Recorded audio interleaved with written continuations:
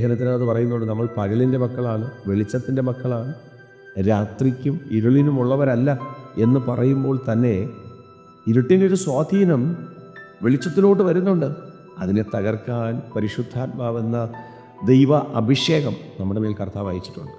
എന്നാൽ പലപ്പോഴും അത് തിരിച്ചറിയാതെ ഹൃദയം ഇരുണ്ടു പോവുകയാണ്. കാരണം ദൈവമാണെന്ന് അറിഞ്ഞിട്ടും ദൈവത്തിന് കൊടുക്കേണ്ട മഹത്വം മനുഷ്യർക്ക് കൊടുക്കുന്ന ഒത്തിരി പേരെ നമുക്ക് കാണാൻ പറ്റും.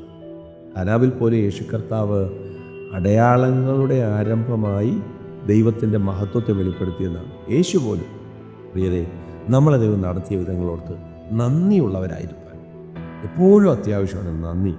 നന്ദിയില്ലാത്തൊരു ഹൃദയമെന്ന് പറഞ്ഞാൽ വചനം പറയുന്നു ഇരുണ്ട ഹൃദയമാണ്. ഇരുണ്ട ഏതെങ്കിലും ഒരു സാഹചര്യം ഉണ്ടെങ്കിൽ ഈ സന്ദേശം കേൾക്കുമ്പോൾ ആ ഇരുട്ട് മാറ്റി വെളിച്ചത്തിൻ്റെ മക്കളായി നന്ദിയോടെ ദൈവത്തിന് മഹത്വം കൊടുത്ത് വിശുദ്ധിയോടെ സഞ്ചരിപ്പാൻ